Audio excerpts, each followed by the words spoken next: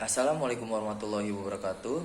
Saya Nur Akmal Fahmi dari Teknik Kimia Angkatan 2020 dengan NPM 66 akan mempresentasikan bab 1 dan anggota kelompok saya Berio Sofyaniantoro dengan NPM 25, Bima Bagastama dengan NPM 26, Dava Mevan Kusuma dengan NPM 27, Mela Safitri dengan NPM 37, Muhammad Fauzi Rizky Lillah NPM 41, Nur Muhid NPM 45, Salma Junika Alifani NPM 51, Sri Andini NPM 54, Putri Nurpadila NPM 67.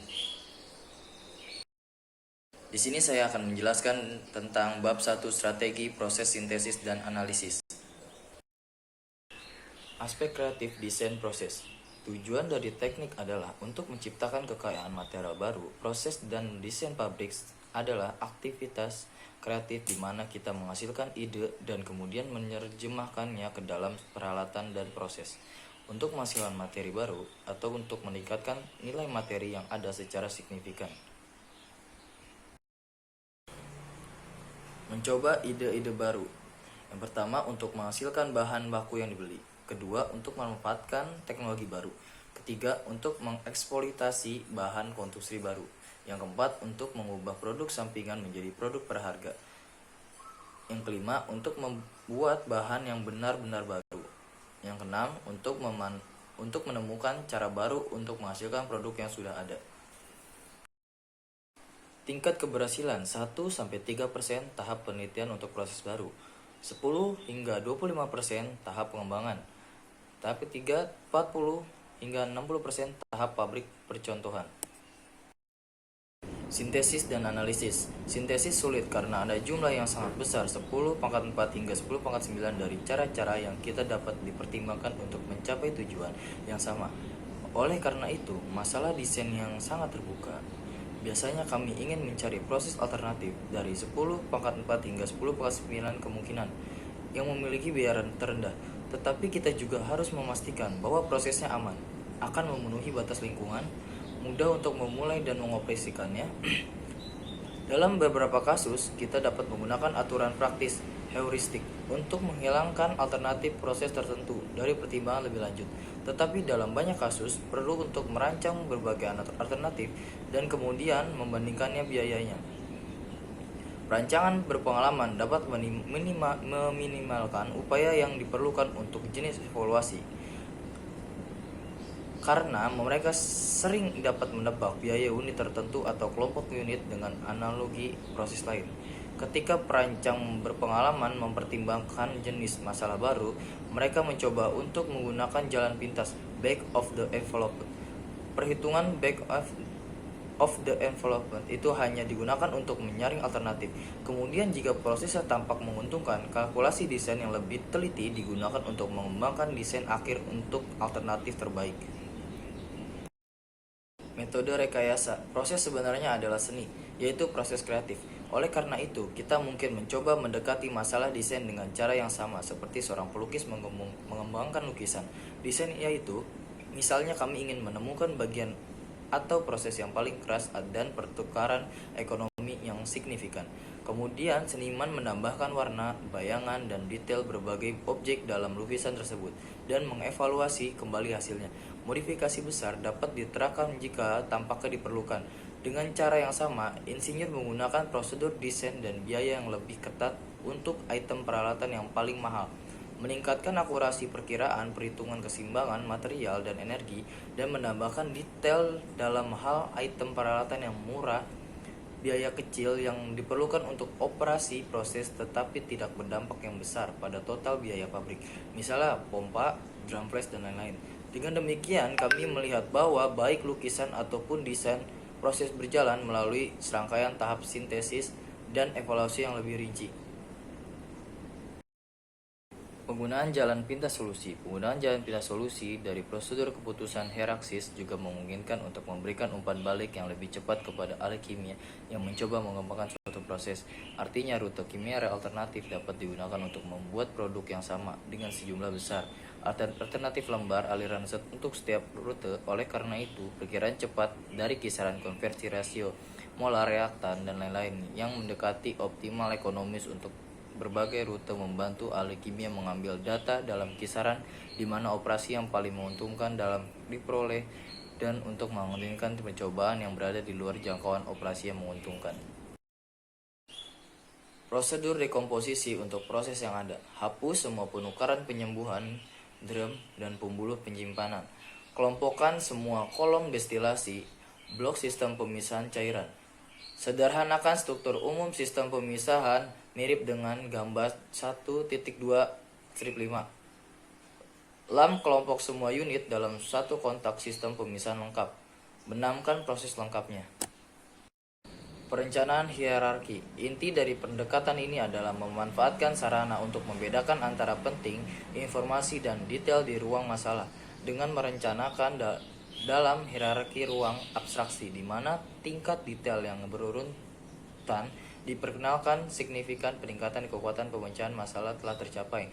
Konsep ini dapat dengan mudah diperluas ke hierarki ruang yang masing-masing berhubungan detail yang lebih sedikit daripada ruang besar di bawahnya dan dengan lebih banyak detail daripada ruang abstraksi di atasnya.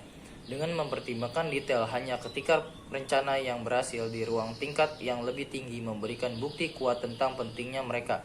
Proses pencairan heuristik akan menyelidiki bagian ruang cairan yang sangat berkurang.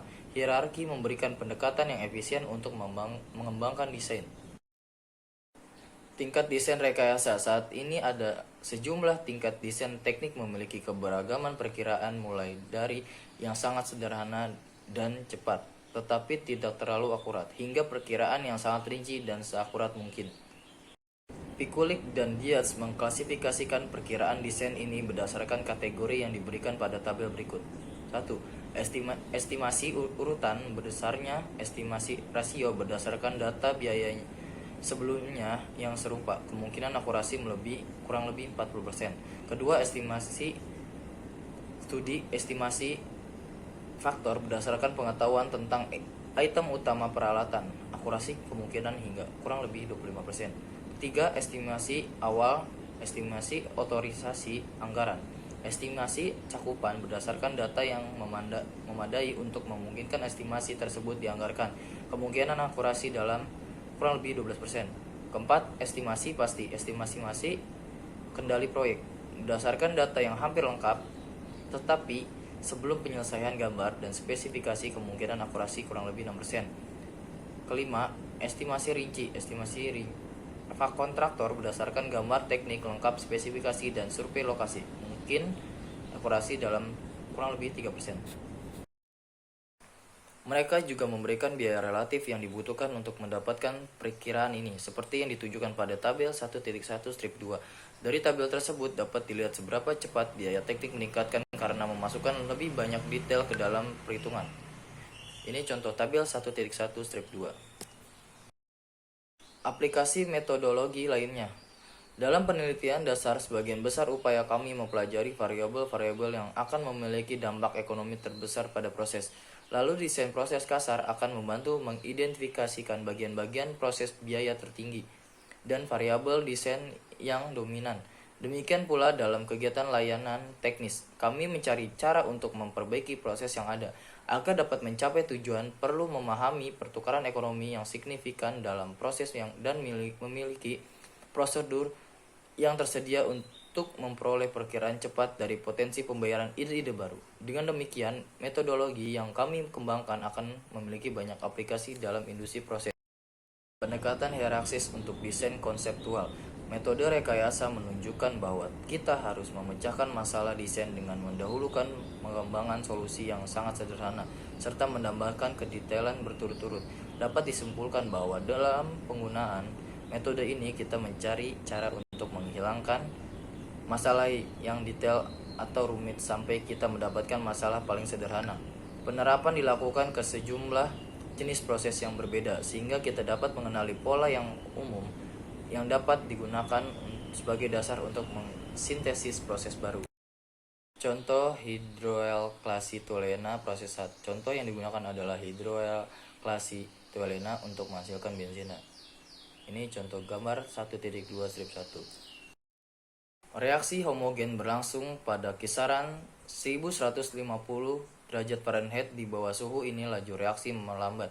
Hingga 1300 Fahrenheit di atas suhu ini sejumlah besar hydrocracking terjadi dan pada tekanan kisaran 500 PSI. Kelebihan hidrogen rasio 5 atau 1 diperlukan untuk mencegah kokak dan gas pembuangan reaktor harus segera dipadamkan hingga 1150 Fahrenheit untuk mencegah penguncian di heat exchanger mengikuti reaktor. Menurut proses yang ditampilkan dalam gambar 1.2-1, aliran bahan baku, toluena, dan hidrogen dipanaskan dan dikombinasikan dengan toluena daur ulang. Dan aliran hidrogen sebelum diumpankan ke reaktor, aliran produk yang meninggalkan reaktor mengandung hidrogen, metana, benzena, toluena, dan dipentil yang tidak diinginkan. Diusahakan pemisahan sebagian besar hidrogen dan metana dan aromatik dengan menggunakan kondensor parsial untuk mengembun aromatik dan kemudian dilakukan flash gas cahaya. Saat ini mendaur ulang hidrogen yang meninggalkan dalam uap flash, tetapi metana yang masuk sebagai kotoran dalam aliran umpan hidrogen dan juga diproduksi oleh reaksi 1.2-1 akan terakumulasi dalam loop daur ulang gas. Oleh karena itu, aliran pembersih diperlukan untuk menghapus umpan dan produk metana dari proses. Perhatikan bahwa tidak ada aturan praktis pedoman desain yang dapat digunakan untuk memperkirakan konsentrasi optimal metana yang harus diizinkan untuk menumpuk dalam konsentrasi optimal metana yang harus diizinkan dengan menumpuk di loop daur ulang gas. Tidak semua hidrogen dan metana dapat dipisahkan dari aromatik di drum flash. Oleh karena itu, dengan menghapus sebagian besar jumlah yang tersisa di kolom destilasi stabilizer agar dapat mencegah kontaminasi produk benzena. Benzena kemudian disaring kembali dengan kolom penyulingan kedua, dan akhirnya toluena daur ulang dipisahkan dari dipenil yang tidak diinginkan.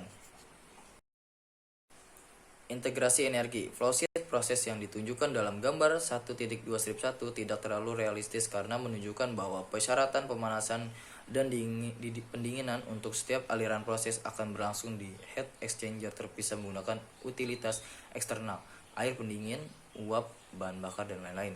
Dalam dekade terakhir, prosedur desain baru telah dikembangkan yang memungkinkan untuk menemukan beban pemanasan dan pendinginan minimum untuk proses dan jaringan heat exchanger yang memberikan integrasi energi terbaik. Untuk menerapkan prosedur desain baru ini, kita harus mengetahui laju aliran dan komposisi setiap aliran proses dan suhu masuk dan outlet dari setiap aliran proses. Salah satu flowsheet alternatif yang hasil dari analisis integrasi energi ini ditunjukkan pada gambar 1.2-2.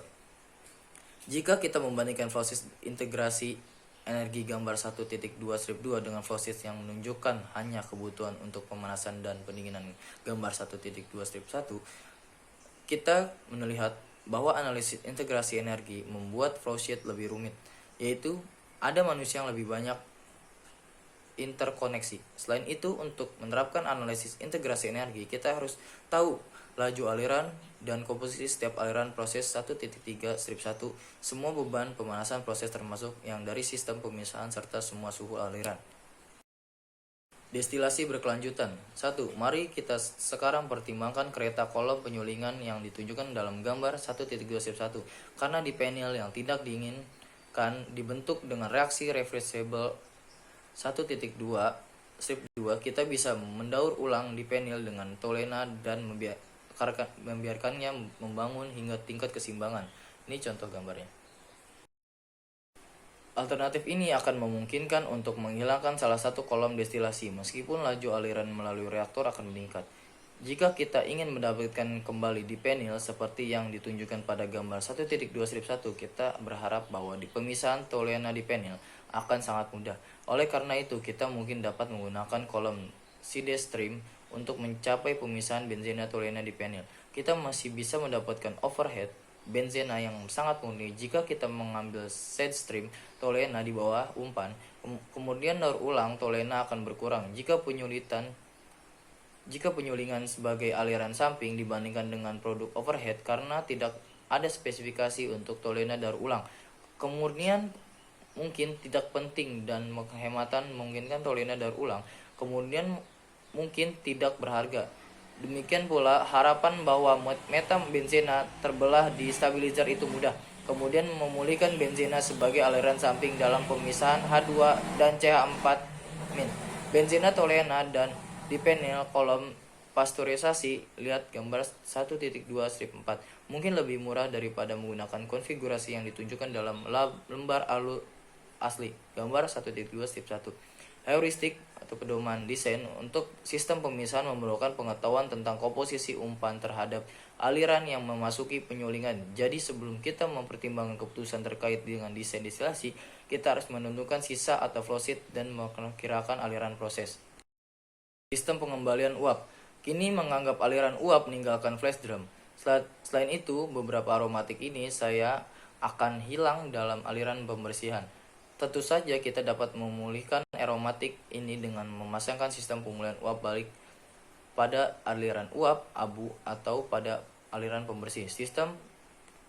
Sebagai sistem pemulihan uap, kita dapat menggunakan salah satunya. Yang pertama, kondensasi tekanan tinggi atau suhu rendah, atau keduanya. Kedua, adsorpsi. Ketiga, penyerapan. Keempat, proses membran. Flowsheet yang disederhanakan untuk sistem pemisahan. Jelas pada gambar 1.2-1 jauh lebih sederhana daripada gambar 1.2-2. Dan oleh karena itu, kami memutuskan untuk melakukan integrasi energi terakhir. Jadi kita dapat menyederhanakan lembar arus yang ditunjukkan pada gambar 1.2-1 dengan menggambarnya seperti yang ditunjukkan pada gambar 1.2-5. Sekarang kita bertanya pada diri kita sendiri, apakah semua proses dapat diwakili oleh lembar alur yang disederhanakan yang ditunjukkan pada gambar 1.2-5. Struktur daur ulang flowsheet. Sekarang kita telah memperoleh lembar alur yang sangat sederhana untuk proses tersebut. Apalagi kita bisa mencoba untuk memahami pertanyaan desain apa yang penting untuk mendapatkan penyederhanaan ini. Representasi tanpa mengkhawatirkan kerumitan tambahan yang disebabkan oleh sistem pemisahan atau jaringan integrasi energi. Terima kasih, kurang lebihnya mohon maaf. Wassalamualaikum warahmatullahi wabarakatuh.